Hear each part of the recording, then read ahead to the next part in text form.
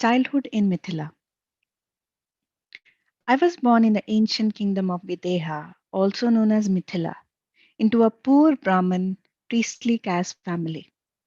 Misfortune had come to my family several generations earlier, and we had been taken in as servants by the Janak family. My father served in the household of Maharaja, King Rasavaroma Janak, and later under the renowned Siradwaja Janak. His father and grandfather had also served in the household. And so by the time my father came along, a family had gained a well respected place in the palace and was greatly valued by the other attendants and servants. My father's body and mind were wholly devoted to the Maharaja and his family. And this was the understanding of our role in the life that was conveyed to me from early childhood. There was no task too lowly for my father if it is in any way would serve the needs of the Maharaja. I don't remember my mother. She died when I was young, and so my family consisted of my father and me. Although a number of servants took turns caring for me when I was young, most often I accompanied my father when he performed his various chores as he was loath to let me out of his sight.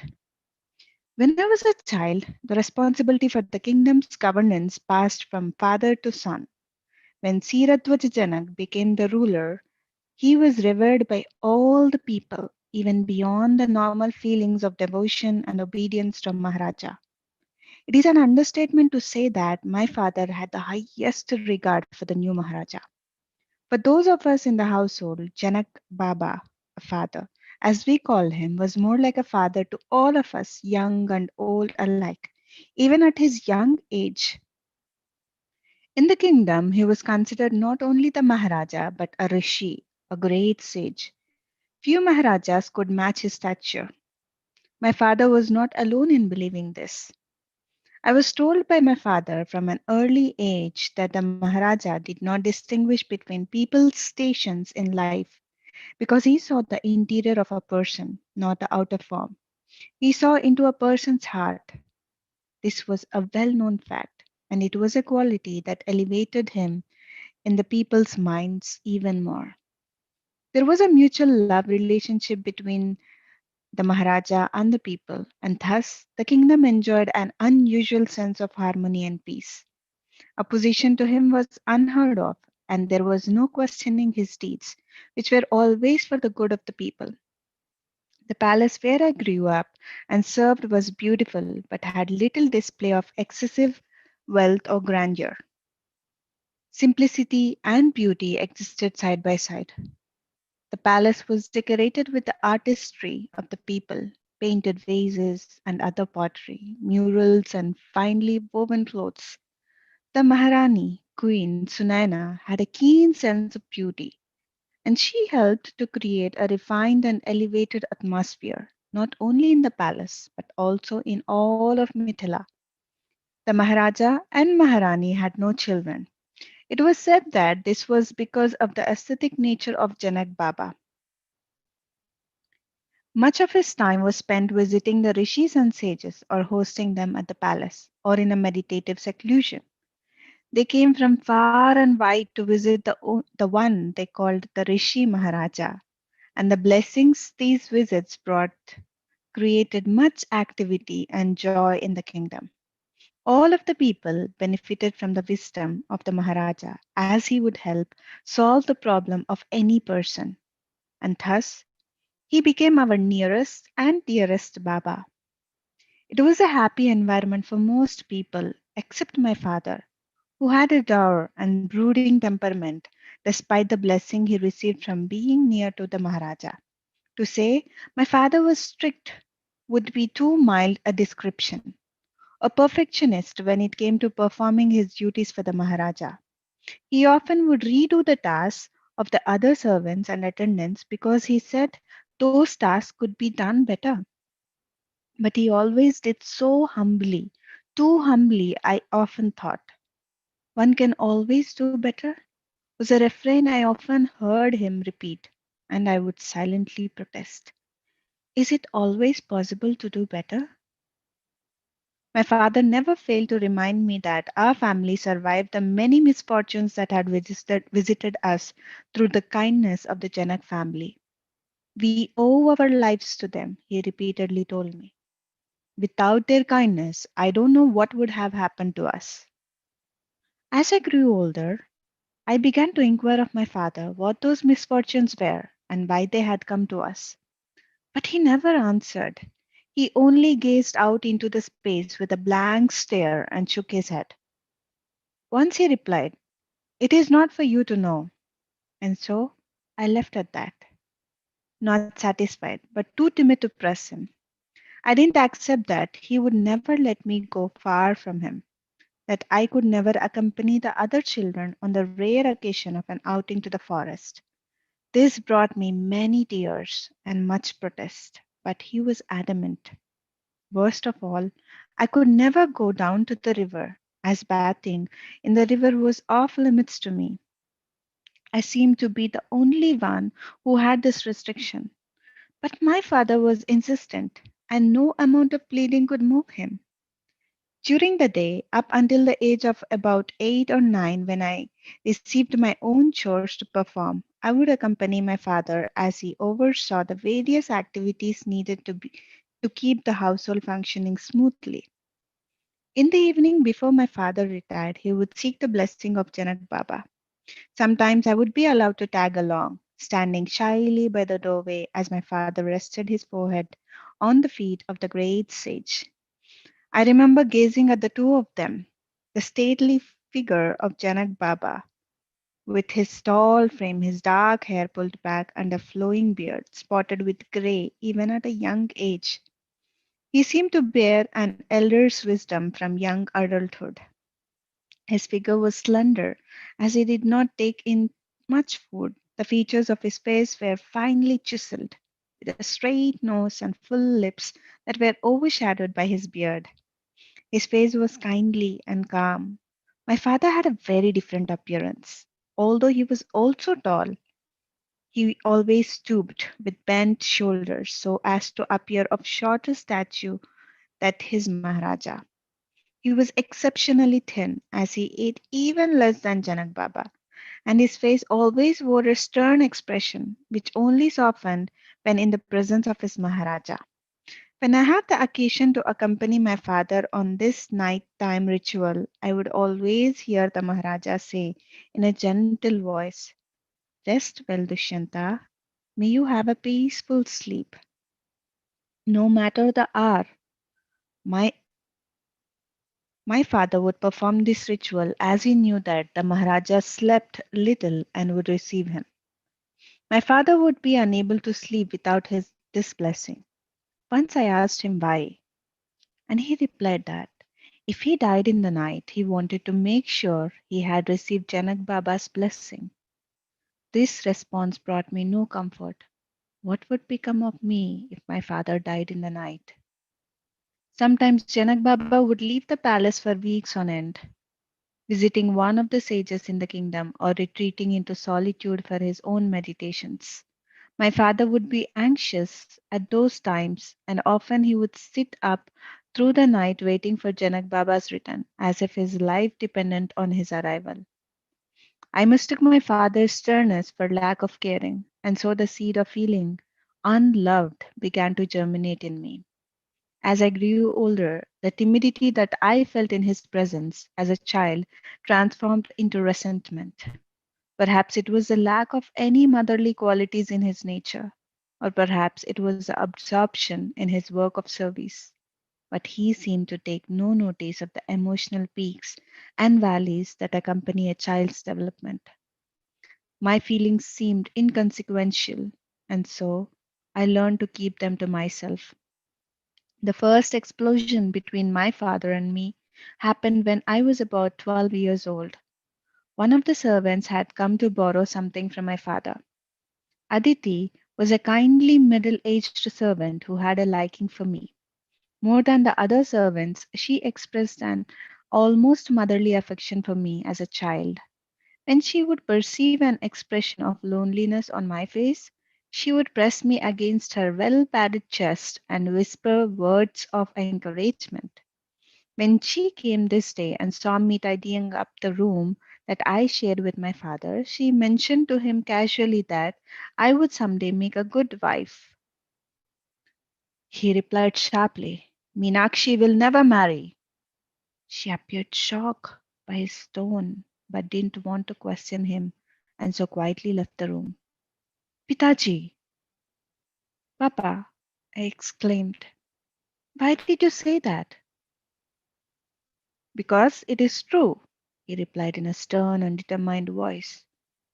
Am I so unattractive that nobody will marry me? I asked in a hurt tone. I did not think myself ugly, but I also did not think myself beautiful. In fact, I had never thought much about my outer appearance. But I was coming of age, growing into womanhood, and for the first time, I became conscious of my appearance, questioning whether I was indeed unattractive. I was of middle stature, neither tall nor short, on the thin side, with a somewhat darkish complexion, but not unusually so. My hair was too thin and did not make a luscious braid as it twisted down my back. But how could that matter? The only unattractive thing about me was a mole on my lower right cheek. But again, I didn't see how that mattered. We were taught in Mithila to focus on inner, not outer beauty, on our character. So, how could my appearance affect my ability to marry? My father's face softened just a bit. Your appearance is fine, Meenakshi. It has nothing to do with that. I am determined that you should not marry because if you do, some great misfortune will befall you as has befallen me. Why do you keep saying that? I began to cry. For my whole life, I have heard you talk about misfortune. What misfortune, Pitaji? Why can't we be happy like everyone else? Why are we less fortunate than they? Why, Pitaji? Why? The tears were flowing profusely. Never had I shown such emotion to my father, but the thought that he was blocking what might be my only route to happiness was too much to bear. My father didn't answer.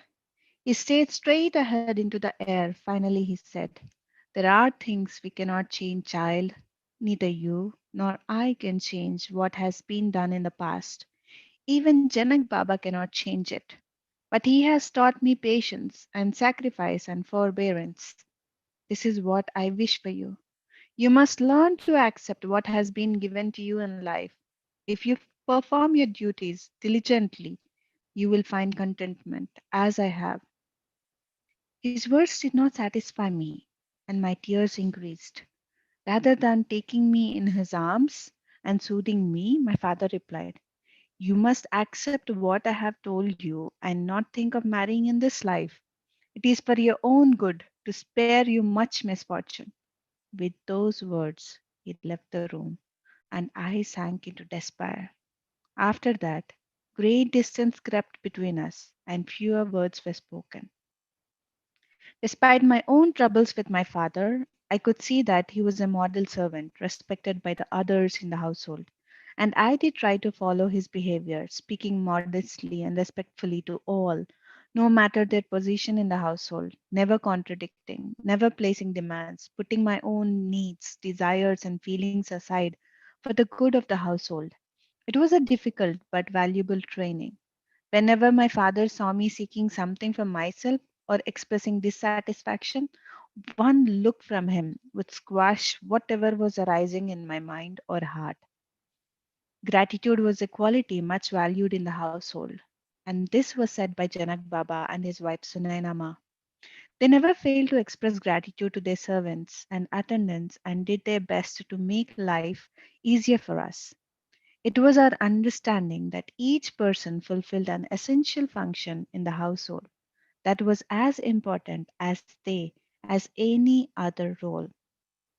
No work was demeaning, and no one was treated as being worth more or less than the others.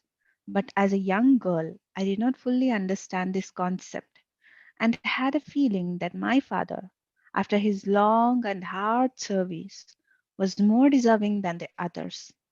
Whenever any indication of this feeling emerged, my father was quick to respond. One day he said to me, Meenakshi, you must find contentment in what has been given to you in life. We are very fortunate to be able to serve Janak Baba. I have such gratitude for this, and I pray that you do as well. I nodded. I know, Pitaji, you have taught me this. I will find happiness in serving.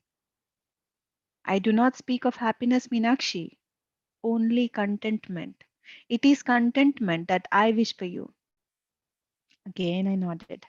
I could not say that I shared his feelings for Janak Baba, although I very much wanted to.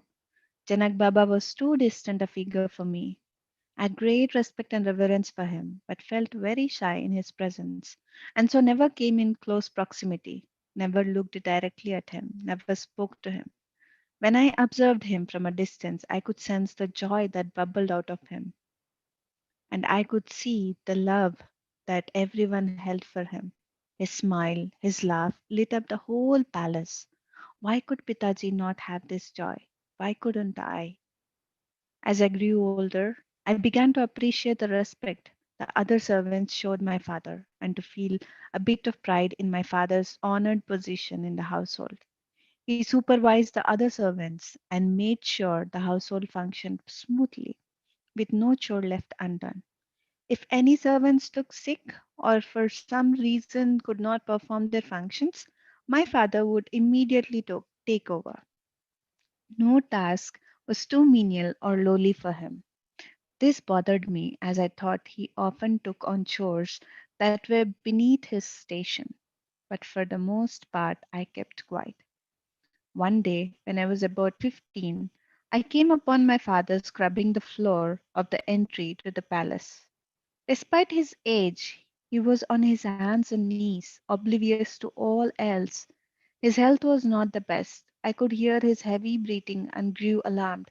Pitaji, what are you doing on your hands and knees? I whispered as I bent down beside him.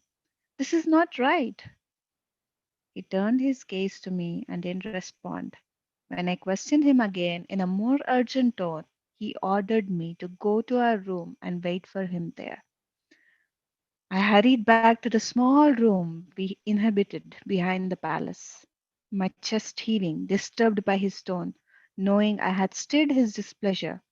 Instinctively, I knew he would be angry about my questioning him. On the way, I met Aditi. She caught me by the arm and, when she saw the expression on my face, asked what was wrong. Pitaji is on his hands and knees, washing the floor to the entry, I blurted out. I see in his face the strain it is causing him, but he won't listen to me. Is there no one else to scrub the floor? She shook her head slowly in disapproval. The woman responsible for this chore left the household this morning, and we are all busy preparing for the Maharaja's guests who are soon to arrive. But he should not have done this. He could have asked any of us. Don't bother about it, Meenakshi. Don't question your father now. He's so determined that the palace look its very best for the guests. When my father returned to our room later that day, I could see by the flushed look on his face and the heaving of his breath that he was not well. But I did not say anything. I looked away, pretending to be busy. When he spoke to me, I answered in a monosyllables. Look at me when I speak to you, Meenakshi. His tone was harsh. I turned to face him, my eyes brimming with tears. What is this resistance I sense in you? I didn't answer. When he persisted, I blurted out, Pitaji, what will the others think to see you on the floor like that? But as soon as the words were out of my mouth, I regretted them. If I ever wanted to withdraw words spoken, this was the moment. What others thinks? Is this your concern? Is this what I have taught you? Is there any task to be ashamed of when we are preparing the palace for Janak Baba's guests? His voice betrayed disapproval of me. I am surprised at you, my child. I I should have known to stop there, but I didn't. But Pitaji, I protested, I can see the strain it is causing you. Surely, one of the younger servants. He cut me off. Yes, there is a young servant, and I will see that she takes up the task. Little did I know that this young servant was to be me. What has gotten into you, Meenakshi? I didn't answer. I knew that I was wrong, yet I couldn't help but feel that Pitaji had humiliated both himself and me. Finally, I said in a small voice, "We are Brahmins, are we not, Pitaji?" This statement did not have a good effect on my father. He raised his hand as if to strike me.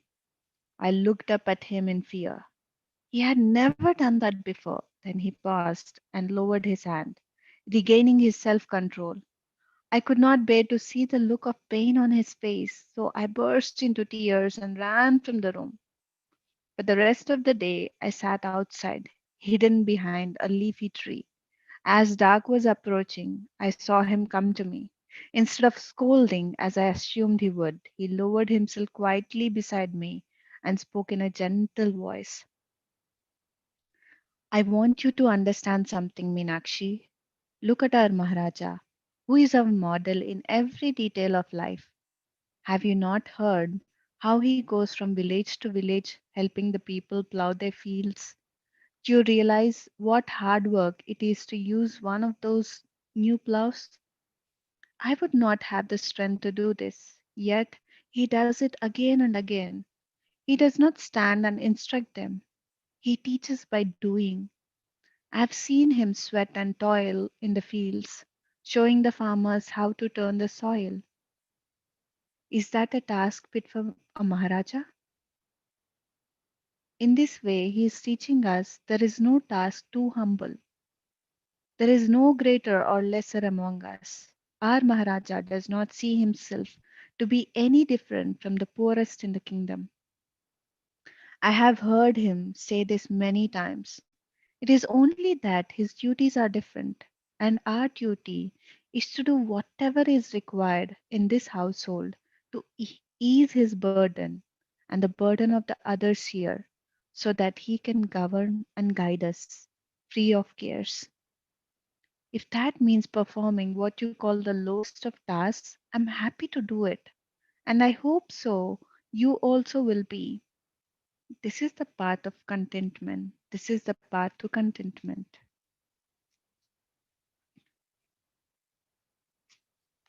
I understand what you're saying, Pitaji, and I will keep trying.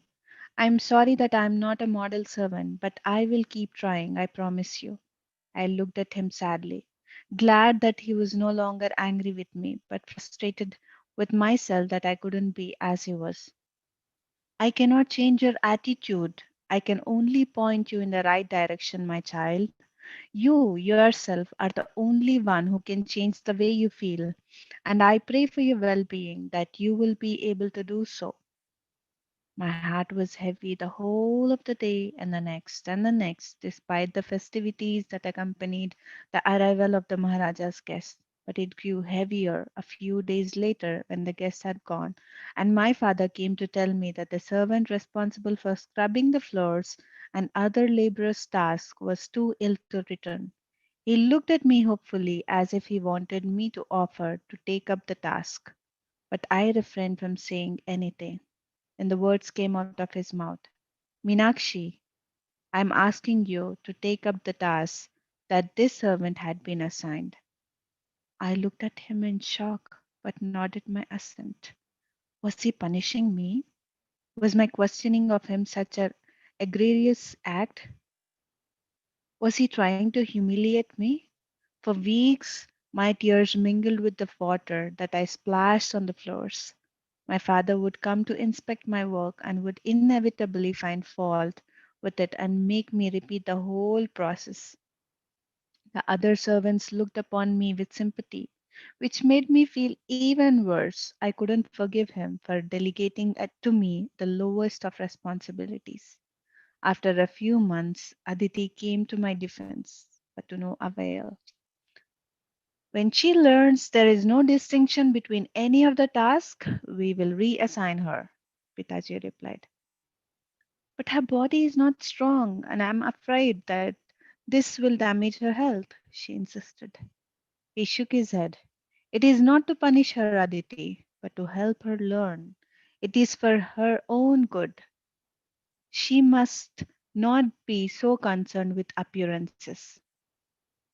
Pitaji would not relieve me of these duties. So I resigned myself to serving as the lowliest among the servants, and the distance between my father and me grew even greater. Rarely did we speak now. On occasion, I would find him looking at me as if he wanted to approach me, to say something that would mend the broken trust between us. But then I wondered whether it was just my imagination, a vain hope that he really did care. I did not have the courage to approach him, and so was remained as far apart as planets that only pass each other in the darkness of empty space, barely exchanging a greeting. 2 years passed, and despite Aditi's many attempts to intervene, nothing changed. I began to wonder if I was destined to spend my life in this manner. Finally, one day I summoned up the courage to speak with him in what I thought was a reasoned manner. Pitaji, I thought by now I would be able to work under Aditi in the kitchen. I would really like that. Are you unhappy with your responsibilities, Meenakshi? I didn't answer, and he continued coolly. If they are too much for you, then perhaps I should relieve you of your duties and take them upon myself. No, Pitaji, I didn't mean that. I hurried to assure him. My reasoned manner was quickly departing, giving way to hurt and emotion. Why did he not understand me? Why did he make it so difficult for me? And so I blurted out, why are you punishing me, Pitaji? What have I done that is so wrong? Have you no feelings for me? I made one mistake, I admit, in questioning you. But I have made up for that, have I not? Punishing you? He inquired in the same cool tone. I am trying to teach you how to serve, as I have had to learn over these years. No task is too minor, too unimportant, Meenakshi, for what of a small task? The whole palace will fall into chaos. Do you not understand this? You can serve this palace and this kingdom just as well by scrubbing the floors as you can by tending to the personal needs of the Maharaja. What matters is the spirit in which you perform your responsibilities, not what those responsibilities are. I have tried to teach you time and again that there is no distinction between the types of work one does. When you truly know this, everything will change. Then I will feel that I have fulfilled my responsibility in raising you to be a proper servant, a servant whose only thoughts are for the welfare of the one you serve. My hurt feelings blinded me to what he was saying. All I knew was that he treated me differently than he treated the others. To the others, he was kind and caring. If they had difficulty finishing their work, he would come to their assistance. But with me, it was different. They adored him because of his kind nature. But this nature was not one he showed to me. You don't treat me like you treat others. You treat me as if you don't care at all about me, as if I don't matter to you at all.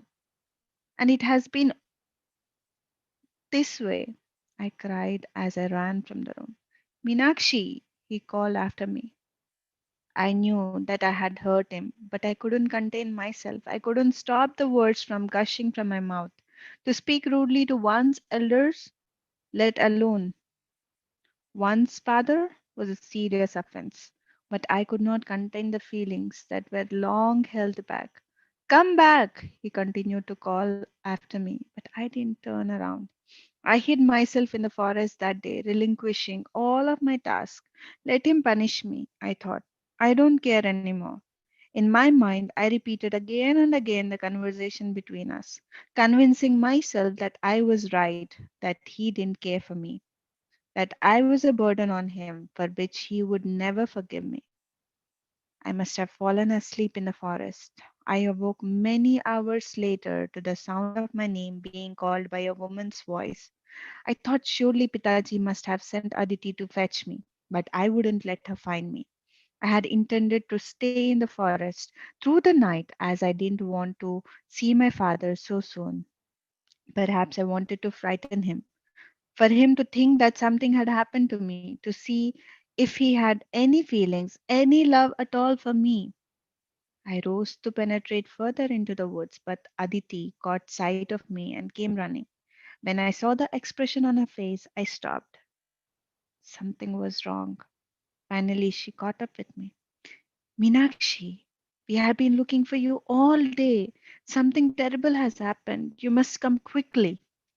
My body stiffened when I heard these words, as if I knew what she was about to say. Is it Pitaji? I asked in a frightened voice, not wanting to hear the answer. She nodded and drew me into her arms. I heard her sob, but I was frozen, not daring to ask what had happened. After a few minutes, she whispered, Your father had an accident, my dear. I didn't respond. He sent one of the servants up to the roof to repair a leak, but he questioned whether the repair was done properly, and so he went to check on it himself. As he was climbing on the roof, he slipped and had a bad fall. She fell quiet. I was too stunned to respond. Oh, Meenakshi. She held me tight in her embrace. This should not have happened. Is he all right? I finally managed to ask. She shook her head and whispered, I'm afraid not, dear. He's not dead, is he? I asked as the horror of the news was beginning to hit me. She nodded. Suddenly, the full force of what she was saying came over me, and I screamed, Nai! As loud as I could. It can't be. My voice was as sharp as a crack of thunder, sending violent waves through my body. I couldn't contain them. It was as if I had been struck by a lightning. My whole body shook. Aditi drew back, startled. Then she gathered me again in her arms and let me spill all the tears that I had. We stayed like this for quite some time. Then she slowly led me to where the body of my father lay, as the other servants prepared for the cremation. Pitaji, I am so sorry for everything. Why did you leave me? I inquired of the empty form which no longer contained my father. You have left me all alone now, I whispered in a choked voice. I was numb for the next few days. Aditi stayed with me, but finally I had to settle into the new reality. For no reason, I began to have fears that I would be sent away. But Aditi assured me that this would never be the case. Janak Baba had loved my father, she said, and there would always be a place for me in the household. You will work under me now in the kitchen, Aditi told me. About a week after the incident, but I had other thoughts. After I began to recover from the shock of my father's death, the heavy weight of guilt set in. I considered myself responsible. If I had not spoken so harshly to him, if I had not run off, if I had returned when he called me back, perhaps he would still be alive. Perhaps he had been upset at my behavior when he tried to climb to the roof and thus lost his footing. I was at least partially to blame for his death, and I could not accept being rewarded now for what I had done. I shook my head. No, Aditi, I want to continue as before with the duties my father had assigned to me. But Meenakshi, it is not necessary. You no longer have to. I am pleading with you. It is the only way I can keep close to my father. This is what he had wanted for me, and it will help me feel that he is still with me. It is what I want. I did not speak to her of my sense of guilt, as I was too ashamed to tell anyone of the incident. I would keep that hidden in my heart, and only I would know of my terrible deed. Aditi did her best to change my mind, but I insisted, and finally she nodded her consent. I was determined to fulfill my father's hopes for me. I would become the best of servants. I would perform the lowliest of the tasks until I saw no difference between them and the more desired duties. This is what I told myself as I tried to push away the deeper reason for my decision. I tried not to think about the fact that I was really seeking to punish myself for what I have considered to be my misdeeds, for questioning my father, for disturbing his peace of mind. And so I resumed my duties. But things were not as they were before. His death had such a deep impact on me that it brought about an internal change. Every night, as I retired from the day's work, I would hear my father's words, as if he were just returning from seeking Janak Baba's blessing.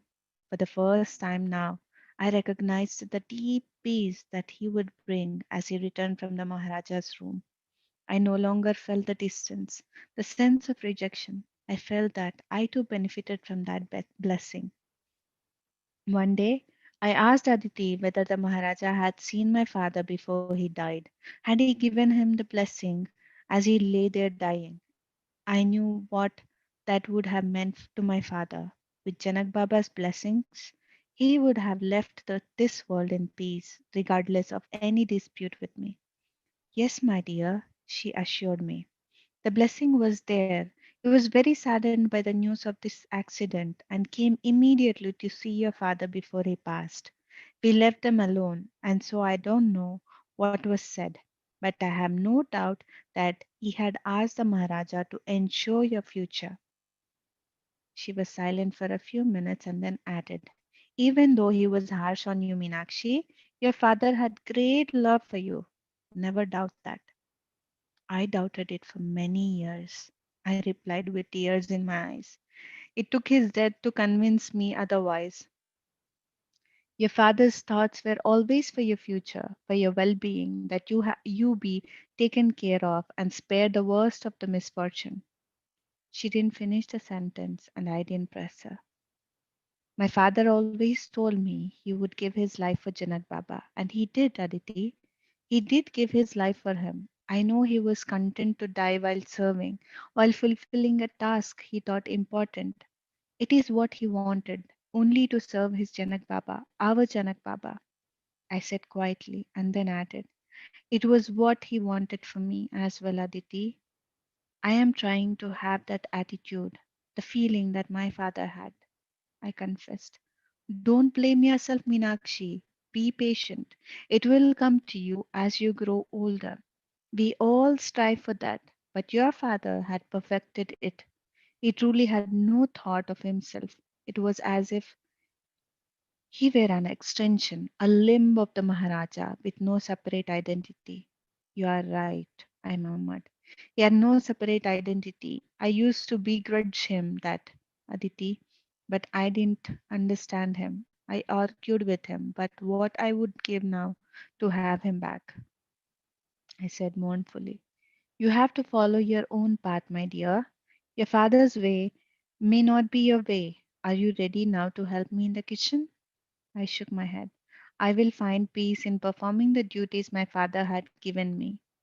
I will not ask again, but you make sure to let me know when you are ready. I nodded, knowing it would be a long time, if ever, before I could free myself of guilt. The years passed. I hardly had any interaction with the other servants. I would rise before them, eat alone, and retire as soon as my work was done. Even on festival days, I kept to myself. I became remote from everyone, even Aditi, who, as she began to age, became less active in the household.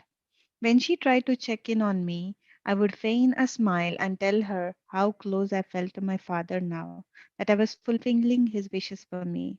She would simply shake her head.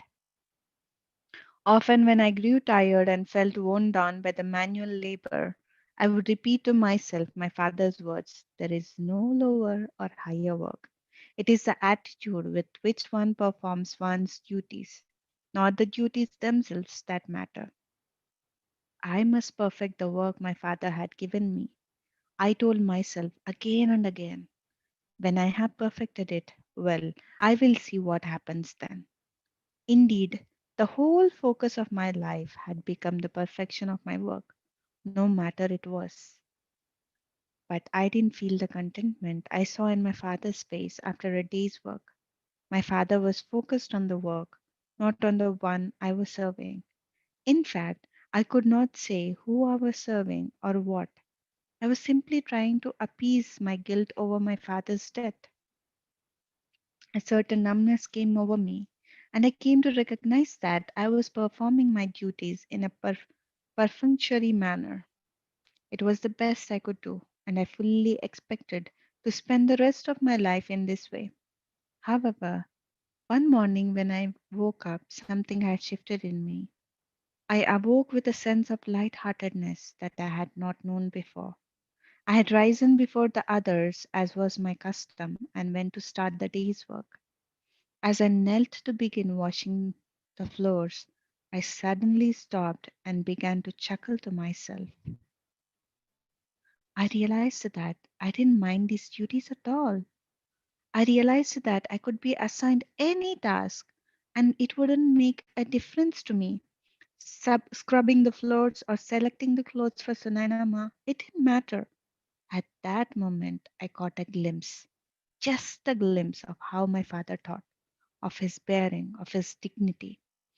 I realized that no chore or assignment could ever demean him because of his innate dignity, because of who he knew he was. His dignity came from inside, not from the outer world, not from how others perceived him. Oh, Pitaji, I murmured. If only I could have realized this sooner. If only I could be like you. I have been trying, but help me, please. Help me become like you. I put all my heart into those words, which were truer to my feelings than anything I had ever expressed.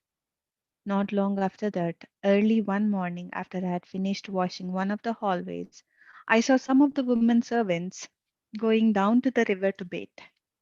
When they saw my work was completed, they greeted me and then continued down the hall. Unexpectedly, one of them turned and asked if I wanted to join them. I had never done so before, as my father had instilled in me a fear of the river. I started to shake my head no, and then stopped myself. Something in me nodded assent. Let me just grab some of my clothes to wash, I replied. I hurried back to my room. They waited until I returned. Then we all went to the river. Only I understood what it meant for me to go down to the river with others. Since my father's death, I had abided by all his restrictions, but now I felt free. I awoke to the fact that I was now in charge of my own life and I could make my own decisions. I would start with the river. I entered the waters hesitantly, one small step at a time, somewhat nervous at this first intimate meeting. The others rushed into the river and submerged themselves. The water was cool and inviting, and it felt wonderful against my skin. I ventured in up to my thighs, but could go no further. As I felt the tug of the tide and realized I needed to be cautious, the others were done with their bathing before I could gather my clothes for washing. We will wait for you, Meenakshi, they said, but I encouraged them to go back as they would be needed in the palace. No need to wait. I won't be long, I replied. I will just wash these few things. They hesitated, but when I urged them to return, they consented. I quickly washed the few items I had brought with me. By accident, I let go of one of my scarves, which got caught in a wave and began to drift away from me. I reached out to retrieve it, but it drifted further from my reach.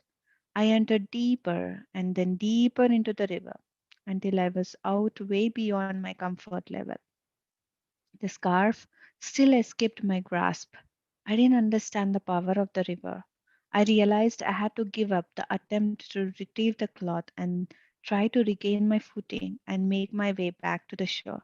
But it was too late. The current was too strong. It gathered me in its arms, drawing me further from the shore. I began to panic as the waves pulled my head under the water. I fought for air as I struggled against the current. realizing that I was helpless against the running tides. The thought came into my mind to let go and allow myself to be consumed by the river. Just as the thought of death came over me and I began to cease from struggling, just as I was about to give in, to release my life and stop fighting for breath, I felt the currents reverse and began to draw me closer to the shore. My legs touched bottom, and as I lifted my head above water, I saw Janak Baba standing at the river's edge, his eyes fixed on me. He was drawing me in. I could feel the power emanating from his body. As if in response to his command, the river brought me closer to the shore until it drew me against the river bank. With trembling limbs, I climbed onto the rock strewn shoreline, my whole body shaking. I sank onto the earth in front of Janak Baba, gasping for breath. He reached for me and lifted me to my feet, holding my arm to prevent me from collapsing. He took off his shawl and wrapped it around me. At his touch, my trembling ceased. I lifted my eyes, and for the first time in my life, I was able to look directly at him and see the greatness of the man who stood before me. In his eyes, I saw such kindness and warmth and a love I had never experienced from my father. At that moment, my heart opened and I wept.